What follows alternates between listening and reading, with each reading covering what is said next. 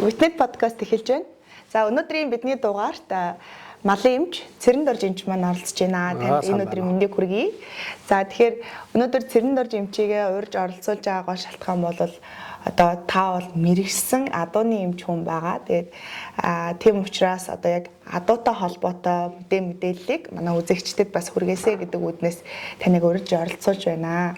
Тэгээд эхний асуулт эхлэхээс өмнө та өөрийгөө сайхан танилцуулаач төхөө. За тэгээ миний нэр Цэрэн дорж байдаг. Малын эмч мэргэжилтэй 2002 онд Хөдөө аж ахуйн сургуулийн малын эмнэлгийн ангийг төгссөн. Тэрнээсээ хойш Монгол Витнет гэх төрөөс байгууллагад малын эмчээр ажиллаа. Тэгэхэд яг ихний 3-4 жил бол жижиг амтны малын эмчээр илүү их ажиллаж байсан. Тэгээд тэрнээс хойш бол яг тэр хоорондоо ч гэсэн Яармагт 2002 оноос хойш Яармагийн дэнж дээр очиж яштын нөгөө Мөрний комист таажтынхантайгаа хамт ажиллаж эхлээл тэрнээс хойш л надад мол гэл ажиллаад ингээ явж байна да. Тэгэхээр бидний хувьд бол 2007 оноос илүү идэвхтэй яг адууны чиглэлээр ажиллаж эхэлсэн.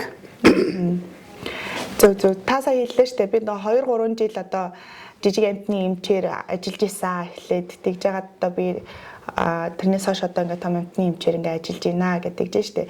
Тэгээ одоо яагаад та заавал ингээд энэ адууны эмч одоо гэж мэрэгсэн эмч болохоор ингээ шийдсэн бэ? Яагаад одоо энэ чиглэл рүү илүү ингээд ажиллахыг хүсэх болов, зорих болов? За яг нэгдүгээр хөдөө өссөн болохоор тэгээд дээрээс нь адуу мал унах хуралдах тэгээд явж ирсэн. Тэгээд моринд илүү сонирхолтой дуртай байсан. Жижиг амтны чиглэлээр бол яг тэгээд өөр тухайн үед манай байгууллага маань яг жижиг амтны чиглэлээр ажиллаж байсан. Дээр нь тэр нөгөө хурдан морины эмчилгээний чиглэлээр бид нар наадмын комиссээр ингээ ажиллаж байсан гэсэн. Тэгээд манайхаас хурдан морины семинар гэж зохион байгуулж байсан. Тэгээд яг тэр үднээс эхлээл нөгөө Том Журганс гэдэг эмчнэр ирээд хичээл заагаал Яармагийн дэнж дээр ажиллаад байгаа. За би юу энэ чиглэлээр илүү их ажиллах гэсэн ажиллая гэсэн сонирхол төрсөн. Нэгдүгээр адуун дуртай, хоёрдугаарт нь сонирхол тэр чиглэлээр илүү байсан. За тэгээд энэ чиглэл рүүгээ илүү нөгөө дуудлага муудлага юм гарах юм бол тэгж явж үйлчлэг үзүүлж ингэж явж эхэлсэн. Илүү их сонирхож байсан. Малын эмч хүний чинь зүгээс ингээ асууя л да. Өмнө нас би одоо подкастт орж исэн жижиг амтныхаа эмчээс асууж илаа. Яг ямар үед та одоо мэрэгжлээсээ кайф мэдэрчтэй. Яг энэ миний одоо сонгосон мэрэгжил маань үнэхээр зөв мэрэгжил байна шүү. Энэ мэрэгжил үнэхээр яг миний сонгосон юм маань зөв байна гэдгийг мэдэрдэг вэ? За яг 2-р курс, 3-р курст ороод нөгөө мэрэгчлийн хичээл ороод ирэхэд бол малын эмч болсон зөв болжээ гэж бодож байлаа. Тэгээд Витнетэд орж ирээд ер нь яг жижиг амтны чиглэлээр ажиллаад явж байхдаа өвчлөлтсөн ер нь бол эмчилгээгүй боллоо гэд тэгж байгаа амтнд босгох одоо нохоо гөлөг бүр өвчлөлцөө ингээд 5-6 гөлөг өвчлөлцсөн байсан. Тэгээ эмчилгээ хийгээд 2-3 өдөр өөрөө сахиад ингээд болгоод тэгээд найдвар гүгжсэн юм босгох энэ дэр бол одоо малын эмчээр өөрөө гэдэг юм уу илүү их бахархах баярлах юм болж исэн. Тэгээд мөн өдөр нутагт явж байгаа наадам дээр ажиллаж байгаад адуу малаас ингээд хэвдсэн за хүмүүс найдваргүй гэдэг ингэж яхад нь эмчилгээ хийгээд одоо миний өөрийн хувьд бол хүмүүс хэлдэг л дээ 19 литр шингэн нэг адуунд хийж байгаа. Тэгээ босгож исэн. Тэгээ маргааш нэрээр үлдсэн дээр одоо босцсон зөв зүгээр болоо явчихсан. За энийг харахад бол энэ мэрэгжил гэдэг малын эмч мэрэгчлэг яасаах юм бэ? Ямарсан болохгүй болсон найдваргүй боллоо гэж байгаа юмыг босгодог, эргээд амьдруулдаг, болох боломжтой болгодог. Энийг яхаар хийж байгаа ажилдаа өөрөө урамшдаг хийдэг те. Ингээд энэ илүү сайхан юм да. За одоо та бол миний мэдж байгаагаар бол Америкийн нэгдсэн улс руу явж исэн. За тэр үедээ бол энэ адууны эмнэлгүүдтэй бас орж танилцж исэн байх. За адууны эмч нартай бол та бас гадны адууны эмч нартай нэлээд их одоо харилцаатай ингээ ажилладаг. За энэ одоо гадны одоо энэ соёлч гэдэг юм одоо эмчилгээний арга техник ер нь Монголд хэр нэвтэрсэн байгаа вэ? Ер нь яг одоо адууны эмнэлэг гэдэг энэ салбар мал эмнэлгийн салбар хөгжихийн хэрэл төрөл зүйлээр ингээл ангилагдж байна. Энэ салбар ер нь хэр хөгжиж яваа вэ гэж та бодож байна? Ер нь яг барууны мал эмнэлгийн үйлчлэгээ гэдэг юм энийг ингээ очиод үзээд хараад ингээд ирэхээр энэ бол биднийхээс магадгүй 50 жилийн өмнө 70 жилийн ч өмнө төрүүлээ явж байгаа баг. Тэгээд өмнө нь бол би өөрөө мормад уйдаг байлаа. Тэгээд ингэдэг байх үедээ бол хаан чатах эмчилгээ Монголын ардын уламжлалт эмчилгээ за тэгээд уламжлалт эмчилгээний ямар аргууд байдیں۔ Тэрийг хийгээд ингээ явах ёстой гэдэг ингээд бодож явж байлаа. Харин энэ гадаад Америкийн эмч нартай уулзаад үзээд тэнд нь очиод зөвхөн одоо хөлний MRI зураг авдаг, адууны хөлний MRI зураг авдаг аппарат нь байна. Бүхэл бүтэн гидсийг гаргаж ирээд мэс засал юмнууд хийж байна, колик мэс засал хийж байна. Үеинд нь дурангийн хагалгаа хийж байна. Тэгээд энийг хараад ирэхээр үгүй бид нар чинь ерөөсөө юу одоо ингээд тусгойжуулаад хаан чатгаал байх ерөөсөө хоцрогдсон юм байна штэ, болохгүй юм байна. Тэгээд дээрэс нь энэ хаан чатах эмчилгээ маань яг өөр байгаа үлээ. Хүнийг тооцоод судалгаа шинжилгээ хийсэн юм баг байдаггүй зүгээр анд амжаал ингээ яриад байдаг. Гэтэл нөгөөдөл нь бол одоо Kentucky дээр Belmont гэдэг Америкийн тэр Kentucky гэтэл 3 том эмнэлэг байдаг. 60 гаруй малын эмчтэй, 100 гаруй техникчтэй, судалгаа шинжилгээний адууны зөвхөн одоо англи уралдааны адууны тийм том одоо эмнэлэг судалгаа төв байдаг. Тэгээ энэ болгон чинь нэг олон адуун дээр судалгаа шинжилгээ хийж үзэж ингээд гаргаж ирээд энэ зөв юм байна, хамгийн зөвхөн эмчилгээ юм байна ингээ гаргаад ирсэн байдаг. Тийм болохоор энэ зүйлийг бас нэгэн тал одоо шинжилгээ ухаан чиглэлээр хөгжиж мал эмнэлэг гэж хөгжиж гэж байгаа бол энэ чиглэлээр барьж илүү хөгжиж яг шинжилгээ ухаанаа дагсан дээр ухаа гэж боддгоо. За тэгээд одоо бол бас яг энэ Монгол адууны одоо яг онцлог тий одоо бусад үйлдвэрийн одоо адуунуудаас ингээд онцлогтой байгаа зүйл нь юу вэ? Одоо Монгол адууг цэврээр нь авч үлдэгч гэдэг юм энэ асуудал бол нэлээд юм тулгамдж байгаа асуудал болоод ингээд хүн болгон л энэ талаар ингээд ярьдаг болсон байна л да. Тэгэхээр бусад үйлдвэрийн адуунуудаас энэ Монгол адууны одоо ялгагдж байгаа онцлог юу вэ? Энэ талаар та бас хуваалцаач.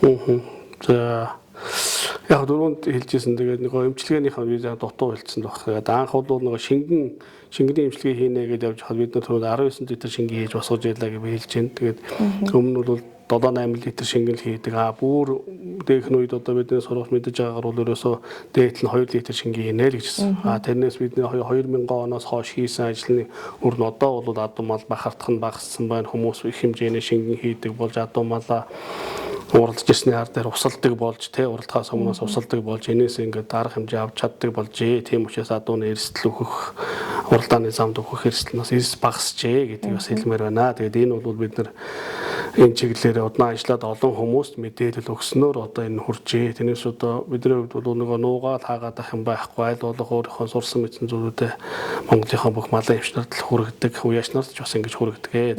За яг нь Монгол адууны хувьд онцлог нь дэсвэр хатуужил сайтай. За түрүүнд дэлжсэн гадаад Америк эмчнэр маань бол хурж ирээд уралдааны замд бахардаад унж байгаа адуу босгоно гэсэн одоо хүсэл эрмэлзэлтэй тэгж чадна гэж өөрсдөө ирсэн. Гэхдээ яг уралдааны замд өгсөн бахардаа унж байгаа адуун дээр эмчилгээ хийгээд босгож чадаагүй. Тэгээд тэрнийхээ дараа бид нар олон адуун дээр энэ Ярамгийн дэнжид байхад олон адуун задлан шинжилгээ хийж үзэж байсан. Одоо энэ доктор оргил багш нар хүртэл байсан байгаа.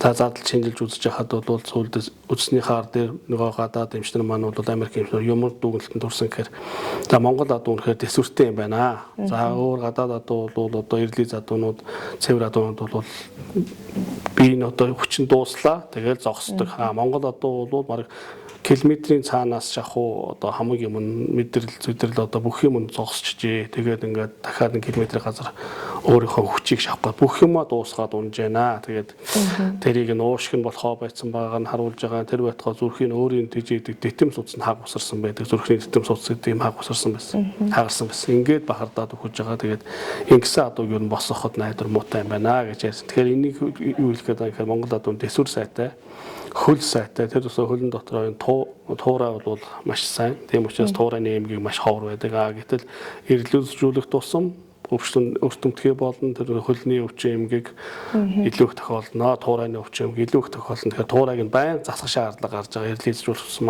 Монгол адуунд бол туурай засаадах шаардлага байхгүй. Туурай үнэхээр бат бөх байдаг. За энийг гадны эмчнэр ч бас бүгд хүлээн зөвшөөрдөг юм байна. За дээрээс нь одоо энэ нөгөө халдварт өвчнүүд яг одоо эрлиз цэвэр адуунууд бол энэ бидний гараад байгаа зарим нэг одоо ям гэдэг юм уу одоо ачгийн халуун гэж бид нэрлээд дурдсан бай бизоос энэ өвчнүүдийн хувьд бол вирусын гартал артритын тэр гэсэн өвчний хувьд бол яг шинж тэмдэг нь номон дээр юу гэж хэлсэн байна яг тэрүүгээр илэрдэг.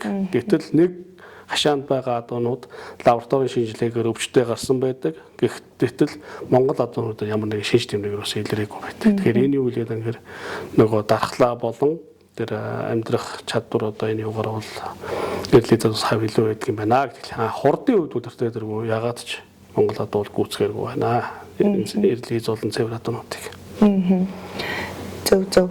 За тэгэхээр сая та бас уралдааны талаар ингээд ярьж ин л да. Тэгэхээр одоо танай эмнэлэг дээр хамгийн их ирж байгаа одоо дуудлагууд юу байдаг вэ? Одоо өвчний кейсүүд юу байдаг вэ?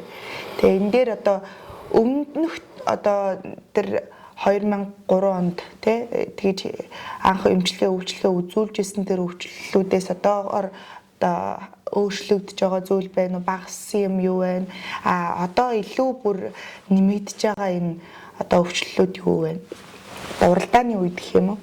Яг уралдааны үед бол нэг өөрчлөгдөд байгаа юм байна. Яг уйж байгаа уралдаж байгаа дунд бол өөрчлөгдөд байгаа юм бол ихэнхдээ ер нь бол адууны хөлний гэмтэл бэртээс болж адуу доголж ян болохгүй байна. Шүрмэл шансны гэмтээс болохгүй байна гэдэг юмыг л ихэнх дуудлага нь ер нь байдаг. За дээрээс нь яг зүгээр яг яаралтай төр ус тусламж гэх юм уу коликийн одоо юмнууд бол нэлээд гарч ирдэг. Тэгээ уралдааны үед бол бусад үед бол одоо энэ нэг эрлийзжүүлээд ингээд ирэхээр одоо энийгээ дагаад ч тэр юм уу халдвар төвчнүүдийн юмнууд нэлээд гарч ирж байна. Тэгээд энэ гачгийн адуун гэдээс нь түрүүнд ярьлаа бабизиоз гэдэг энэ өвчин бол нэлээд элбэг болоод ирлээ сүүлийн үед. За дээрээс нь адууны нийлүүлгээ өвчнч бас гараад байна.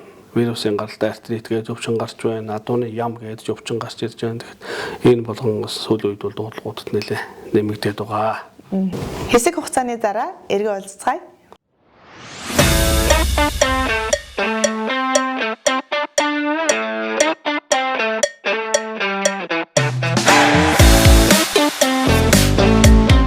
За одоо би танаас дараагийн миний нэг асуулт гэвэл малын эмийн зөв зохистой хэрэглээ гэдэг талаас одоо танаас асуумаар байна л да.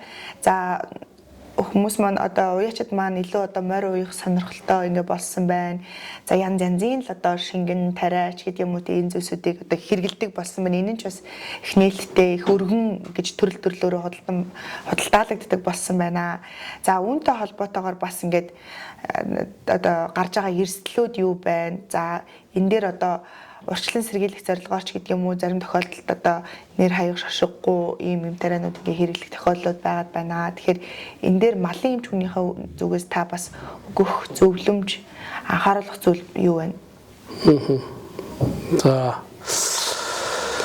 нэгдүгээрт нь яг малын эм тариа гэдэг бол тухайн өвчин эмгэгийг эдгэхэд за тэрс мө халдвар авсан тохиолдолд тэр бактери гэдэг юм уу за паразит өвчний эсрэг бол тэр паразитыг устгах зорилготой нэтлэл одоо хор гэсэн үг шүү дээ. Тэгээд тодорхой хэмжээний хорыг биед нь өгч байна. За өвчлөлтсөн байгаа тохиолдолд тэр юм тодорхой хугацаанд үйлчлэл идэвхтэй үйлчилж одоо тэр хөргөстэй бактериудаа бол устгана.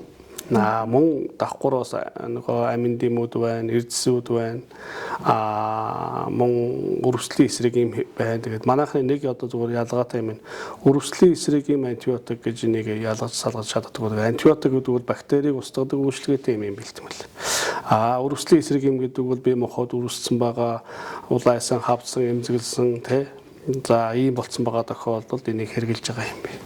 Тэгэхээр бидний нөгөө эмийн зөв зохистой хэрэглээг тухайн эмийг ямар өвчнөд хэрэглэхийн тэр таарсан өвчнөд нь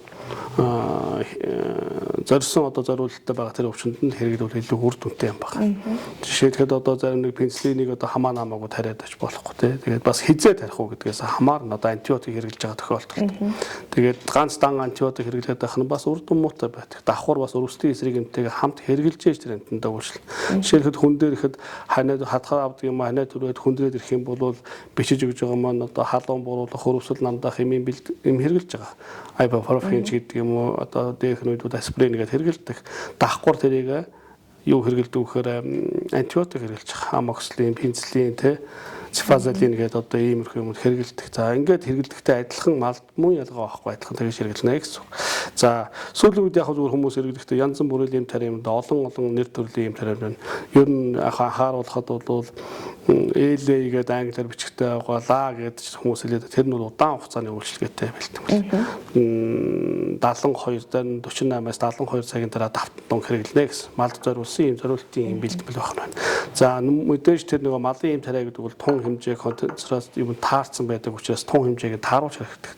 1 кг амьдын жинд хэдэн миллилитрээр таригсан хэдэн миллиграмаар хийгсэн яг тэрнийхэн тун хэмжээг барьж хэрэглээд хэрэглэх юм бол илүү үр дүнтэй. Хоёр дахь нэг анхааруулах зүйл нь тун хэмжээгээр тарьсан ч гэсэн тэрийг эмчилгээний хугацаа гэж бий. Дор хаяж антибиотик хэрэглэж байгаа тохиолдолд 3-аас 5 удаа хэрэглэх хэрэгтэй. Тэгжээж эмчилгээний үр дүн болно. Нэг тарьчдаг, тэгвэл хоёр тарьчдаг гайгүй болоод ирэнгүүт нөгөө адуу маланд хөдлөө тариулахгүй болоод ирэнгүүт нь яадаг вөхөр за барьж авч тарихаасаа залхуураа тэгээ хайчдаг. Тэгээ энэ болохоос бас сөрөг нөлөө талбай бий.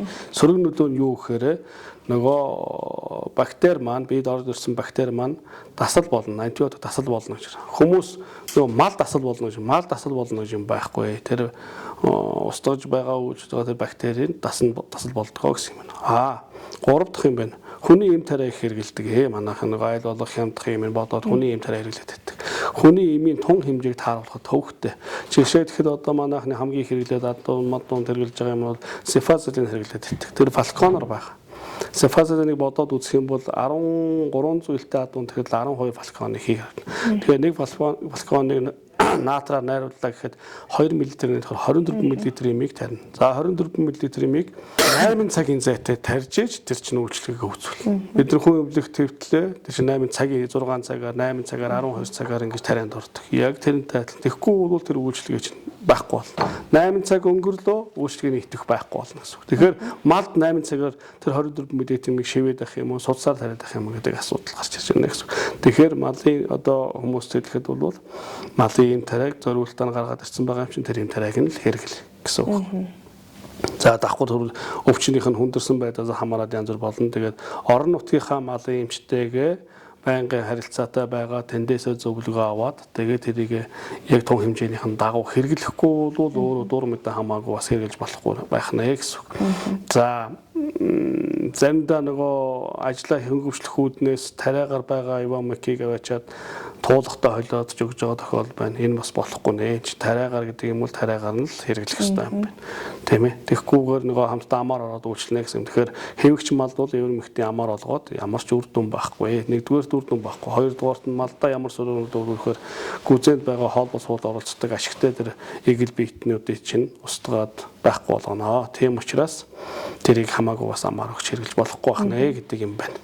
За өөр нэг анхааруулах юм бол биеэс гадагшлах хугацаа гэж юм бэ. Тэ аливаа ямарваа нэгэн эм тарин дээр заавар дээр нь байж байгаа. Тэр заавар дээр нь энэ тариг хамгийн сүүл тарснаас хойш хэд хоногийн дараа хүнсэнд хэрэглэх вэ? Хэд хоногийн дараа сүүгийн хэрэглэх вэ гэсэн заалт байж байгаа. Тэрийг нь дагаж мөрдөж явах ёстой гэсэн үг. Тэгэхгүй бол антибиотиктой мал юм хідэдэж болохгүй гэсэн үг. Тэгээд мэдээж энэгээр олон хүн үзэх учраас малчаад юмуд маань ч гэсэн анхаарах хэрэгтэй. Өөрийнхөө эдшинд хэрэглэж байгаа малаа бол манайхан аль хэдийнэ одоо явамаг тарих гэж юм уу одоо ямар нэг юм тарай хэрэглэж байгаа тохиолдолд тэр байтугай туулах вакцин дээр хүртэл биеэс гадагшлах хугацаа байх. Ингээд гаргацдаг. Тэгээ бүгд нь тэрэн гутаа намар гинт мөнгөний хэрэглээ гарангуут хамаа намаагүй аваачаа нядлаа зараад ингээд авчдаг. Уул нь бол 7 хоногийн өмнө л одоо эмчилгээ хийцэн байдаг тий. Тэгэхээр тэгж бодож болохгүй байх нэ. Айл эртнээс төлөвлөө за энэ малыг ер нь бол нэдэлж мөнгө олгоно гэсэн байгаа тохиол тэрийг бүгдийг гаргах хэрэгтэй. Тэгжээж ярьж иж бидний одоо нөгөө цэвэр хүнс эко хүнс гэж зүйл яриад байгаа энэ чинь л болох бах та. За уралдааны адуун дээр бол одоо хөлийн бэртлүүд бол их тохиолддог. За хөлийн бэртэл дээр бол зэрэглэлээс нь ингээ хамаарад ингээд оншилж байна, эмчилж байна. Ямар одоо бэртэл дээр удаан хугацааны эмчилгээ хийгдэж байна. За тэгээд удаан хугацааны эмчилгээ хийгднэ, хөдөлгөөнийг хязгаарлалнаа гэдэг жахад дахиад уралдуулчихад байгаа шүү дээ. Одоо өвчин намдах юм эмчтэй хийдэг ч гэдэм үү тэгээд ингээ уралдуулчихад байгаа. Энийг ер нь та юу гэж боддог вэ? Ер нь одоо хөлний бэртэл дээр ямар үед одоо удаан хугацааны эмчилгээ хийж байна? Удаан хугацааны эмчилгээ гэж ер нь хэр удаа хийгдэж байгаа эмчилгээ хэлж байгаа вэ? За эмчилгээний хувьд бол за хөлн доголцсон байна мэдээж юу гэмтсэн бэ гэдгээс хамаарат эмчилгээ нь өөр байна. Хэрэгжилж байгаа хэм тарианууд нь ч өөр байна.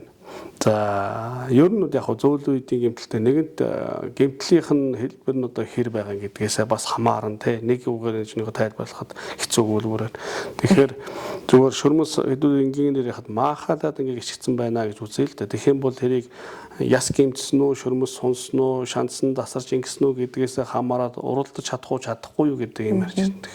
Тэгэхээр эдгээрээс сэргийлэх эмчилгээ нь бол нэгэнт хөл гэмтсэн юм байна гэхэл дор хаяж ер нь зөөлөн шөрмөс шансны гэмтлийн хувьд бол 4-6 сар одоо амрааж ээж уралдахгүй байж ээж бүрэн эдгэрнэ гэсэн үг. Тэгэхгүй бол нэмэл бороолоод байна. Тэгээ бороолоод авах юм бол дараа нь уралдах боломжгүй болно гэсэн үг. За манайхны хувьд бол яг нөгөө өвдөлт намдаа хэм хэрэгэлдэг тавхаараа биеийг халахаараа зүгээр болчдөг тий. Тэгээд уралдуулах гэдэг. Тэгээд зүгээр хэлэхэд нэг удаа сайн уралдуулаад за энэ одоо ингээл дуусах яг гэж байгаа бол тэр хүний л өөр. Гэхдээ ер нь аль аль нь ч тэр хүний өөрийн л эрхэлт. За би малын эмчийн хувьд бол нөгөө таныг өөрөө чинь доголцсон байхад нь өө чи урал тэгээ тариа ичээд урал тэгээ байвал ямар байх вэ гэдэгтэй адилхан болох байх. Нөгөө адгуус учраас л унуулаад тэгэл дахиулж байгаа уралдуулж байгаа. Тэгээ заримдаа бол баруун хөлн доголцсон эвгүй байх юм бол уралдаж ирсний гар дээр 100 хөлөө гэмтээчээд ирдэг, бүр хөндрүүлж өрөөд ирдэг. За бороо ихтэй байхад тохиолдолд одоо шанцсан дээр бороотой байх юм бол бүр маахаалж тохиолдол тийм хөндрөлүүд гарах боломжтой гэсэн. За эмчилгээний хувьд бол яг зүгээр одоо дахиад тэлийн эмч нартайгаа ярина. Бид нар энэ хурдан мөрний семинарыг хийсэн учраас орон нутгийн эмч нарт залуучуудад бүгдэнд нь хичээл юм заагаад өгсөн. Хэрхэн боол тавих уу, уралдааны ар дээр хэрхэн эмчилгээ хийх үү гэдгийг хэлж өгсөн. Тэгээд манайх нөгөө амраан гэхээр нэг юм анхаараа амраан гэхээр нэг ганц хоёр тариа юм хийж байгаа л тэгэл адуунд нь тавьчихдаг. Тэгэхээр адуунд тавина гэдэг чинь манай бэлчээрийн малгайд нөхцөлд ингээл яваал байна уул овоож алга гээл ус мус гатлал ингээл явах учраас тэрийгэ дагаал тэрсмэ азраг бол одоо орооны үеэр бол гүйтэй хөөцөлдөд тавих гээд адуу малтаа зодтолдоод нөгөө хөл чинь уламл гэмтээд байна гэсэн. Тэгэх учраас доглоод гэмтэлтэй болохгүй байна гэж байгаа бол нөгөө доглын нарилтал нь хөндүүрийн нарилтал нь жижигхэн хашаан дотор хажуудаа байлгаад яг тэр эмчилгээ хийж яхад 7 хоног байна уу 10 хоног байна 14 хоног байна уу тэр хугацаанд л байна. За шаардлагатай гэж бодвол 2 сарч болдог. Тэгээ 6 сарч болох шаардлага гарна. За мэдээж 2 сар 6 сар эртээ эмчлүүлж байгаа бол дахиж уралдах боломж байхгүй зүгээр үржилд ашиглах тийм л зорилготойгоор байна хөөс хойш уралдуулах боломж байхгүй. Тэгээд өвдөрөө дахиад өвчнийхөө хэрэг гэмтсэн бэ гэдгээс хамаарал эдгээр янз бүр байна. Зарим нь бол зөв зүгээр хийх. Бас нэг өөр анхааруул. Магадгүй өнөөдөр малын эмч маань энэ адуу одоо ингээд асуудалгүй идэгнэ гэж хэлж байдаг.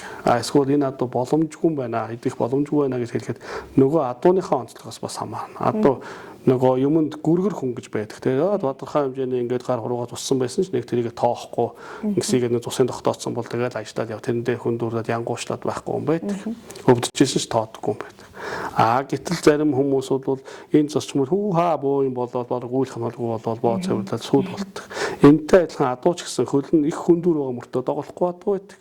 Гэтэл нэ хүл ялэг мэдгэхтэй өгөөтэй нэг хавдар хавж байхгүй мөртлөө чигтэйхэн юм зэгдээд байгаа адуу байдаг. Тэр нь их янгууч адуу байдаг. Тэгээд энээсээ хамаараа зарим адуу бол багахан хэмжээний хүндүүрийг бол тоохгүй уралдаал ирдэг асуудал байхгүй яваад ирдэг. Тэгэхээр энийг нөгөө хүн харахаараа эмч болохгүй л гэж хэлсэн шүү. Тэгсэн чинь уралдсан шүү дээ. Гэтэ нөгөө миний энэ одоо удаан жилийн туршлагаас үзэхэд яс хоорондын шанс бүдүүрээд бороолоод хатуурсан байгаа тохиолдолд яг уралдах бах уу. Гэхдээ амжилт үзүүлж чадахгүй. Тэгээ дундуурхан цогоод ирэх нь бол асуудал байхгүй. Цогоол ирнэ. Ирээд бол доголно. Ирээд хэвтэн хажуугаараа харж хэвтэн хөндүүрлээ хэвтэн хөлөөж зогсон сойно. За нөгөө тал ямар ч амжилт тэгвэл амжилт үзүүлэхгүй болохоор тэр одоо уралдуулах хэрэгтэй юм уу юм мэдэхгүй те. Ийм л юм байна да. За тэгэхээр ер нь бол ингээд доглыг онцлох үзэх гэдэг бол малын эмчийн бас ур чадвараас нь нэлээд шалтгаалдаг, байрладаг, тийм ээ алхуулж хөвшүүлж үздэг. Зүгээр нэг харчаад бид нар бас энэ адуу ингэсэн юм шүү, тэгсэн юм шүү гэж ингээд онцлох боломжгүй бүрэн үзлэг гэдэг юм ингээд хийж иж бид нар оншийг ер нь бол эцсийн байдлаар ингээд тогтоодгоо. Тэгэхээр одоо зарим үед бол бас хөвгчлөлтэй юмнууд надад бас гарч ирсэн л да. Зураг явуулчаад одоо за энэ яатсан байна ч гэдэг юм уу те. Одоо зүгээр гадна талынхын ингээ хавтцсан байгаа юм зургийг явуулчаал ингээд за яатсан байна одоо үзээд тэгтэй ч гэдэг юм уу. Иймэрхүү юм тэгээ тохиолдож байсан. Тэгэхээр таны хувьд одоо тохиолдож байсан юм хөвгчлөлтөө одоо өвчний кейс гэдэг юм уу их сонирхол эсвэл их сонирхолтой ч гэдэг юм уу тийм өвчний түүх кейс тохиолдож исэн үү? Тийм юм тохиолдож исэн бол бас тэрнээсээ хуваалцаач. За. Тэгэхээр яг зөндөл юм байсал байх та тийм. Одоо нөгөө юун дээр хошин шог дээр ярьдаг шиг өхрийн дэгээд унгачдаг ч юм уу гэдэг шиг. Тэгэхээр яг заримдаа нөгөө тэгдэг хүн асуудаг. Уяаш тааш асуудаг, заримдаа малын шиг маань ч асуудаг. За нэг ийм бай та үзээд ингээд хэлээд өгөөч гэд үзээгүй хараагүй асууж байгаа мөртлөө өөрөө аль хэдийн оншоод тогтооцсон байдаг байхгүй эмчилгээгээд тогтооцсон байдаг. Тэгээд надаас зөвлөгөө авах гээд байгаа юм уу?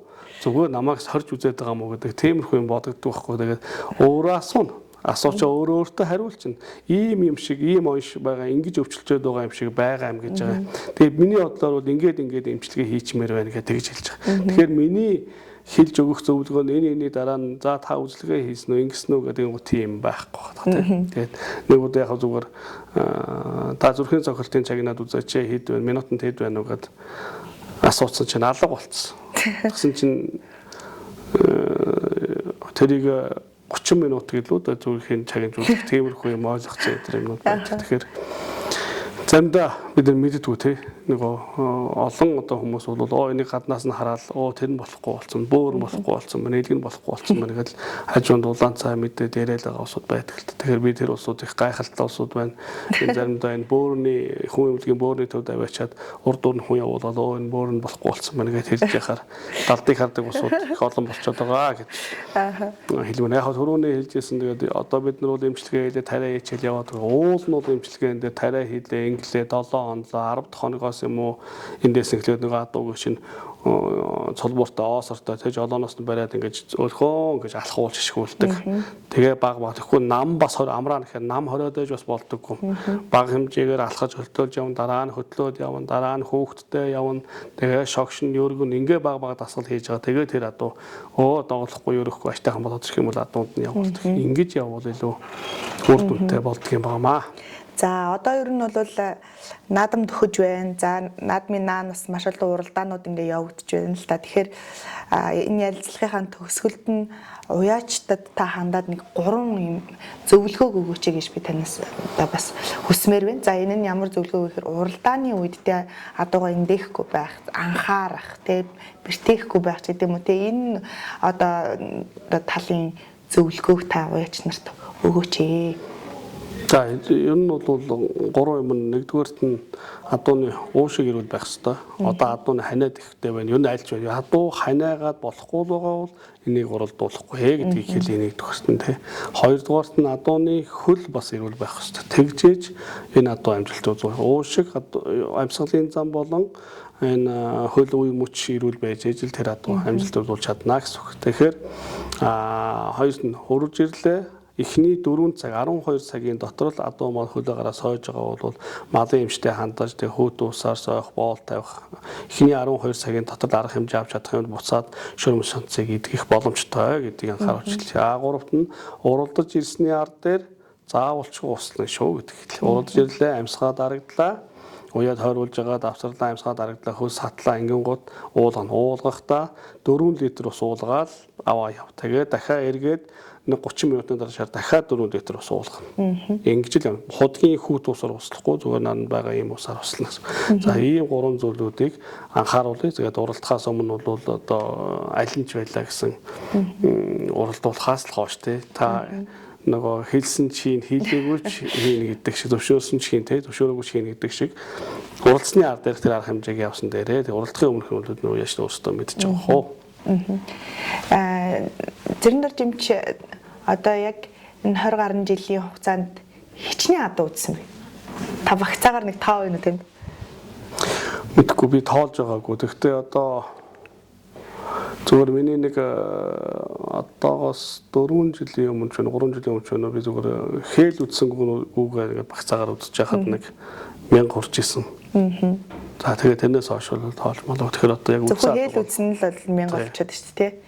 За тэгэхээр өнөөдрийн ярилцлага маань уяачд маань за адуу сонирхогчд маань маш их хүртээмжтэй юм мэдээлэл болж очиж байгаа хаа гэж найдаж байна. Тэгээд бидний өнөөдрийн энэ урилгыг хүлээж аваад энэ подкастт маань оролцсон маш их баярлалаа. Тэгээд бид одоо мал эмнэлгийн шинжлэх ухаанч юм мэдээллийг үзэгчдтэй юм хүргэх зорилгоор энэхүү подкастыг ингээ хийж байгаа. Тэгээд цаашдаа бас олон сонирхолтой одоо бидний сувагт асуултууд те адуутай холбоотой асуултууд ирэх юм бол таныг дахин урьж оролцуулах хаа гэж би бодож байна. Тэгэхээр өнөөдөр бас урилгыг хүлээн авч ирсэнд баярлалаа. Баярлалаа. Дараагийн хүмүүст нь оролцсноо мэдээлэл өгөх болноо. Баярлалаа. За.